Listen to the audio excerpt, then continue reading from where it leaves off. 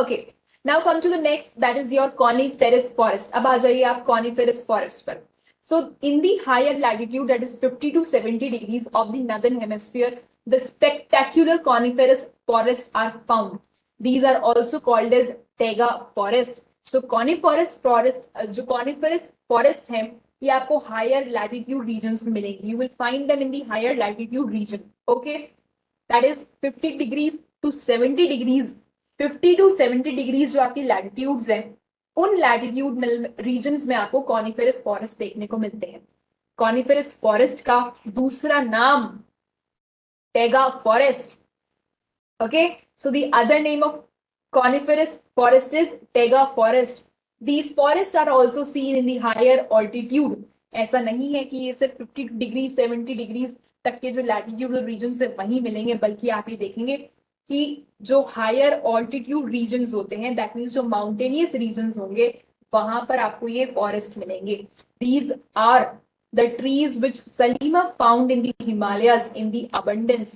They are tall softwood evergreen trees. The woods of these trees are very useful for making the pulp which is used for manufacturing paper and newsprint. So what is the importance? क्या importance है? Okay, match boxes and packing boxes are also made from the softwood. Cheer, pine, cedar, these are some of the important variety of trees in this forest. Silver fox, mink, polar bear are the common animals which are found here. Okay, so ये कौन कौन से animals हैं जो यहाँ पर मिलते हैं, कौन से प्लांट स्पीशीज हैं, you should know this. Okay, taiga का मीनिंग क्या होता है? टेगा मीन्स प्योर और untouched in the Russian language. So Russian language में टेगा का मीनिंग होता है extremely pure, extremely untouched. Okay, so you can see that these are your coniferous forest, snow covered coniferous forest.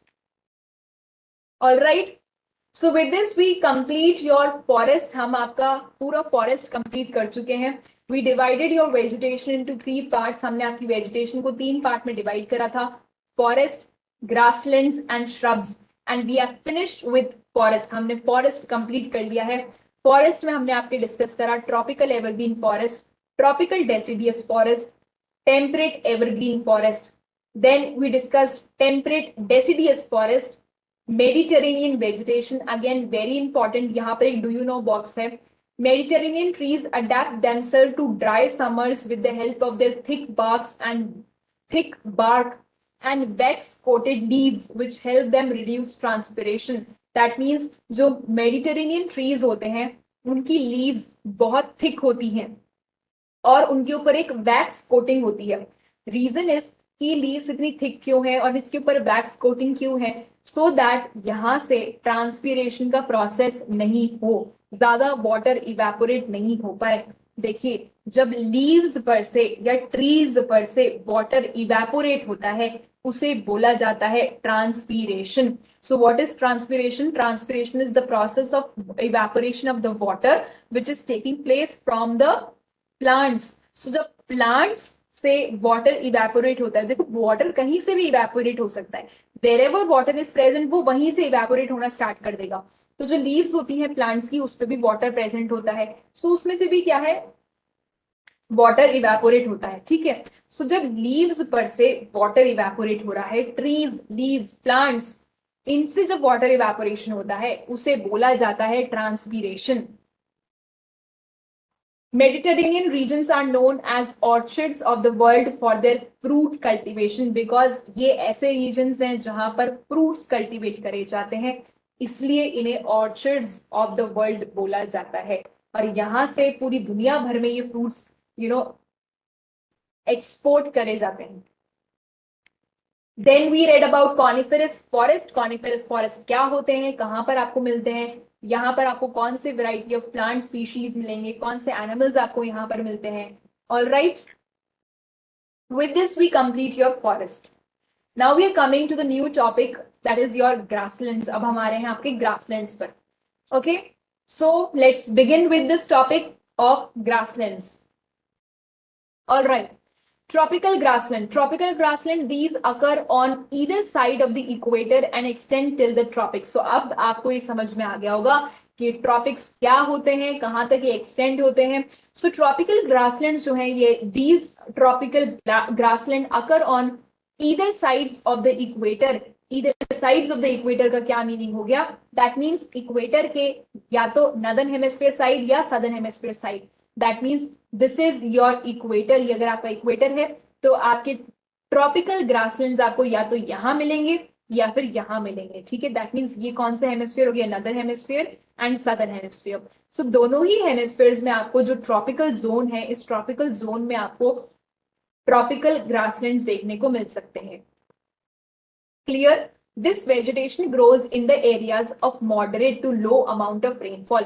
ये vegetation ऐसे areas में grow करती है जहां पर मॉडरेट से low amount of rainfall present होता है. दैट मीन्स अगर रेनफॉल लो भी है, अगर ऐसे एरियाज भी होते हैं कुछ ट्रॉपिकल जोन में जहां पर रेनफॉल कम होती है, तो वहां पर भी ये ग्रो कर जाते हैं. The grasses can grow very tall about 3 to 4 meters in height. Savanna grasslands of Africa are of this type. Africa में ग्रासलैंड्स हैं और इन ग्रासलैंड्स का नाम है सवाना ग्रासलैंड. ठीक है. Elephants, zebras, giraffe, deer, leopards are common in the tropical grassland. तो tropical grasslands में आपको कौन से फौना स्पीशीज मिलते हैं या फिर एनिमल स्पीशीज कौन से मिलेंगे? So that is your elephant, zebras, giraffe, deer, leopards.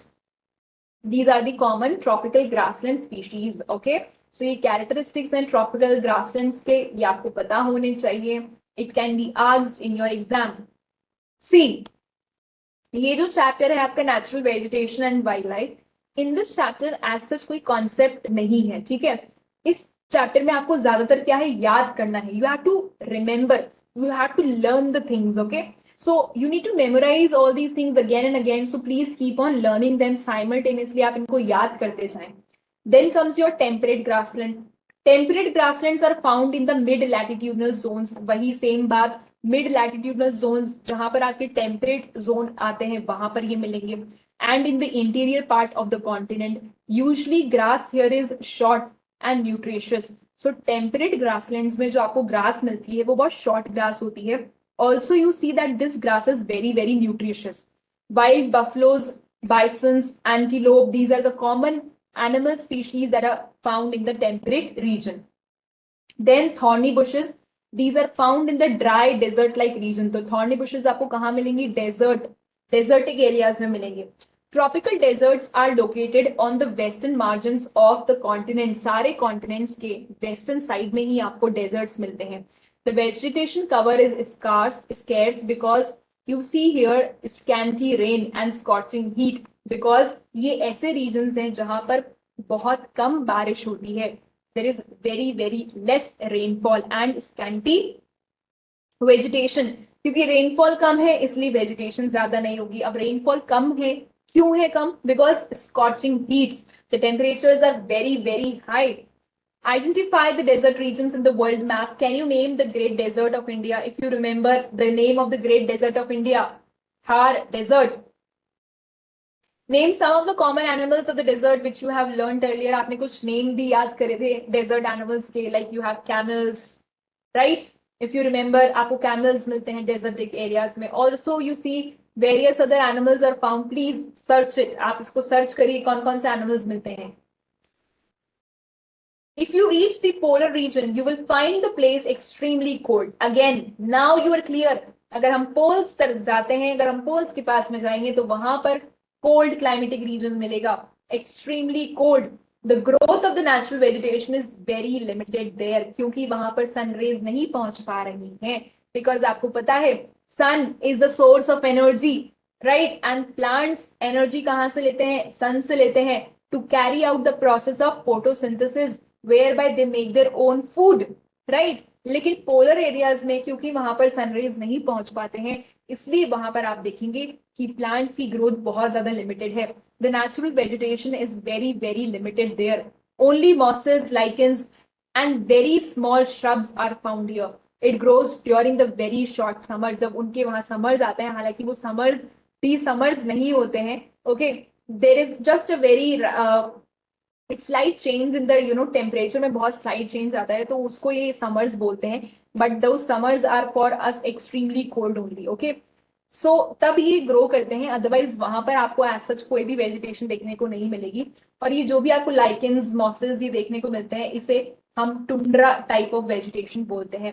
That means जो भी आपके पोलर रीजन्स हैं, जो पोलर रीजन है वहां पर आपको जो भी वेजिटेशन मिलती है उसे हम टुंड्रा वेजिटेशन बोलते हैं, ठीक है। So tundra vegetation is the vegetation which is found in the polar areas. फिर आपके सब पोलर रीजन आएगा, तो सब पोलर रीजन में आपको टेगा वेजिटेशन देखने को मिलती है, ठीक है। सो पोलर रीजन टुंड्रा, आप किसी भी पार्ट को स्टडी करेंगे, wherever you will study, आप चाहे नॉर्थ अमेरिका कॉन्टिनेंट पढ़ लीजिए, आप नॉर्थ अमेरिकन कॉन्टिनेंट पढ़ेंगे, आप एशियन कॉन्टिनेंट की अगर स्टडी करते हैं, तो जितने भी आपके नॉर्थ पोल वाले रीजन्स हैं वहां पर आपको टुंड्रा वेजिटेशन ही मिलेगी, because they are snow covered regions, permafrost regions हैं ये, जहां पर पूरे time throughout the year snow covered रहते हैं ये, ठीक है। सो ये there you don't find any tall trees grasses, वहां नहीं मिलेंगे आपको, वहां आपको या तो लाइकेंस मिल जाएंगे, मॉसल्स मिल जाएंगे, ठीक है। सो इसे बोला जाएगा टुंड्रा वेजिटेशन। फिर हम थोड़ा सा जब पोल्स के थोड़ा सा नीचे आते हैं तो उसे बोलते हैं सब पोलर रीजन। और ये जो सब पोलर रीजन है, इस सब पोलर रीजन में आपको मिलती है कॉनिफेरस ट्रीज, यहाँ पर आपको कॉनिफेरस मिलते हैं, इसे बोला जाएगा टेगा वेजिटेशन, ठीक है। This vegetation that is tundra vegetation is found in the polar areas of Europe, Asia and North America. See, I told you. So जो भी polar areas हैं आपके नॉर्थ अमेरिका, यूरोप के और एशिया के, यहाँ पर आपको ये वेजिटेशन देखने को मिलती है। I just show it to you on the map also, कौन से एरियाज हैं ये, कौन से एरियाज की हम बात कर रहे हैं। सो बेसिकली ये वाले जो एरियाज है, दिस इज, ये आपके क्या है, पोलर एरियाज है, this is your polar region. So यहाँ पर आपको टुंड्रा वेजिटेशन देखने को मिलती है। Clear?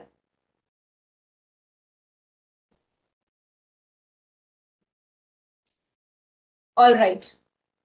The animals have thick fur and thick skin to protect themselves from the cold climatic conditions. आपने देखा होगा कि एनिमल्स के ऐसे बहुत सारे फर होते हैं, ठीक है, और उनकी स्किन भी बहुत ज्यादा थिक होती है। रीजन बीइंग बिकॉज इतना ज्यादा वहां कोल्ड है, तो इनको अपनी बॉडी उसी तरीके से अडेप्ट करनी होगी according to the climatic condition. That is why इनकी बॉडी पर आपको बहुत थिक फर्स देखने को मिलते हैं। They have a very thick skin and this helps them, this protects them from the cold climatic condition.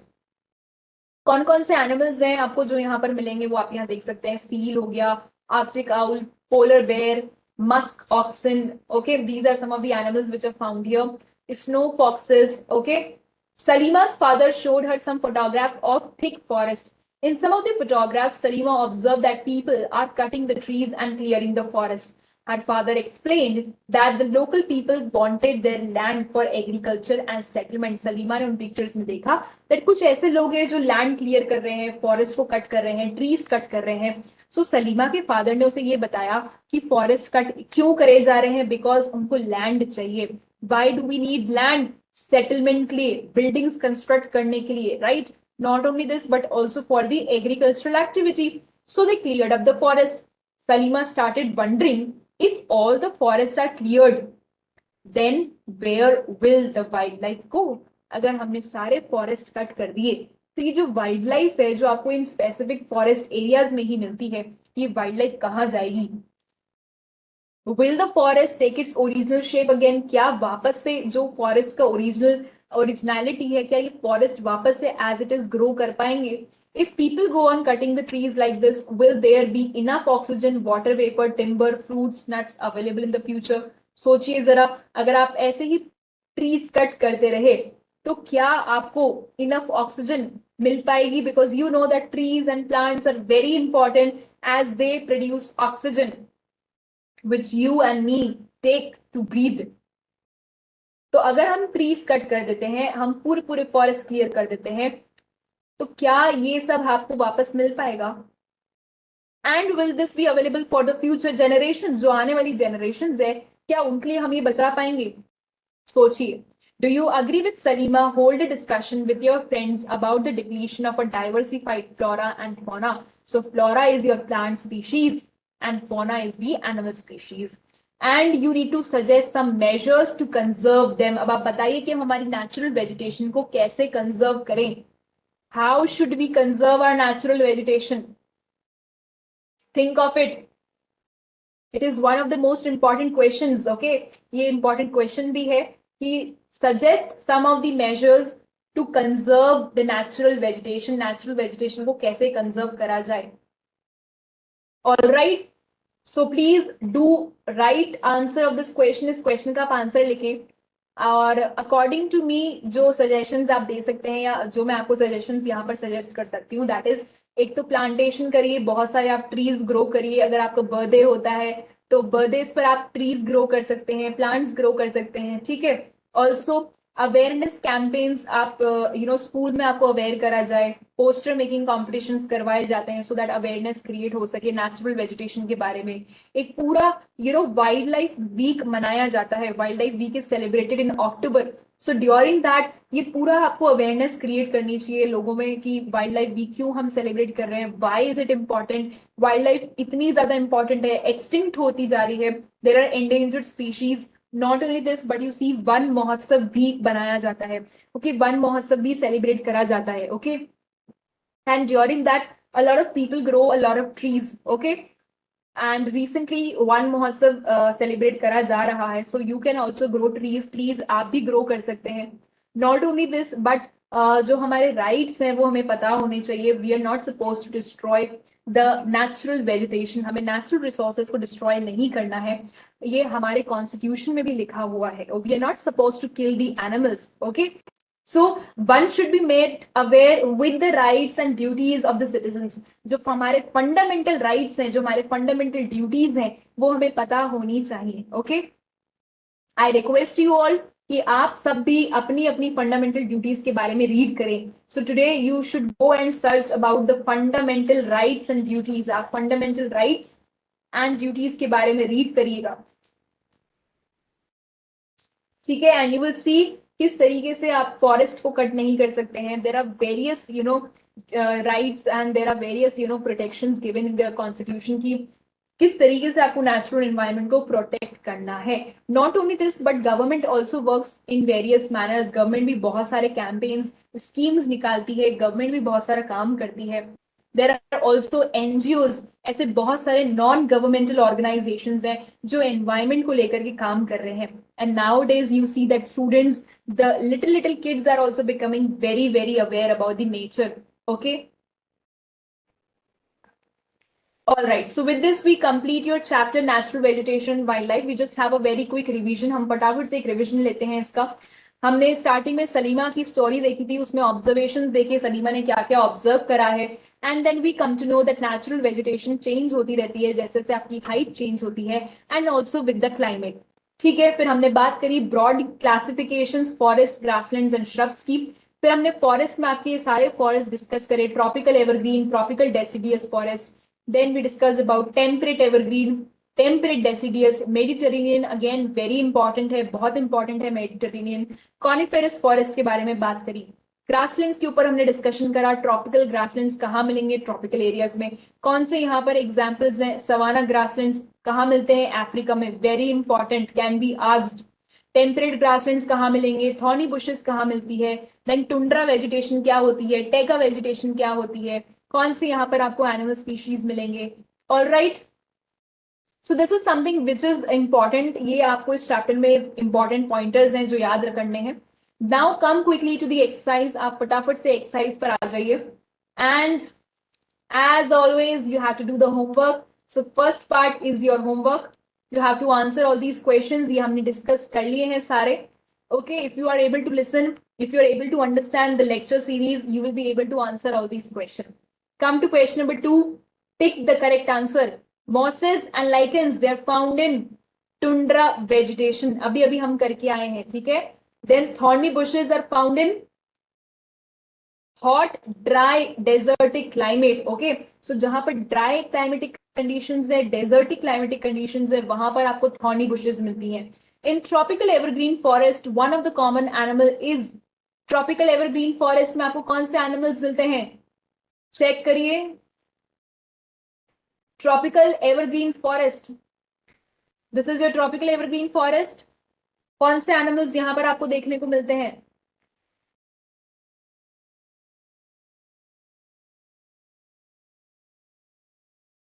These are the trees over here. Tropical evergreen forest. So tropical evergreen forest में आपको कौन से animals मिलेंगे बताइए। चलिए ये आप search करेंगे, ओके, बिकॉज ये आपकी बुक में नहीं दे रखा है, I will not tell you. Tropical evergreen forest में आपको कौन से, देखो कैमल्स आपको डेजर्ट में मिलते हैं, ठीक है, डेजर्ट एरिया में मिलेंगे। सो बच्चे आपके monkey and giraffe, I think monkey. So you will find out the answer, आप इस थर्ड क्वेश्चन का आंसर फाइंड आउट करेंगे, ठीक है। One important variety of coniferous forest is, coniferous forest की इंपॉर्टेंट वेराइटी कौन से आपको ट्रीज हैं जो कॉनिफेरस फॉरेस्ट में मिलेंगे बताइए। रोजवुड, पाइन और टीक।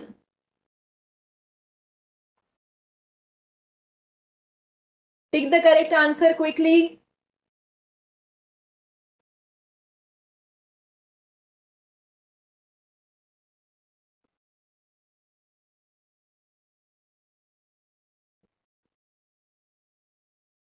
बताइए बताइए।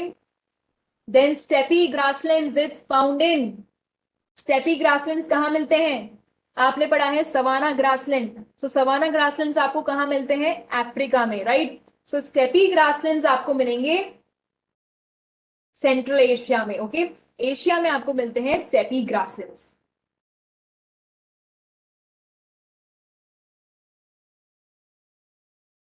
All right, Central Asia region, you will see steppe grasslands.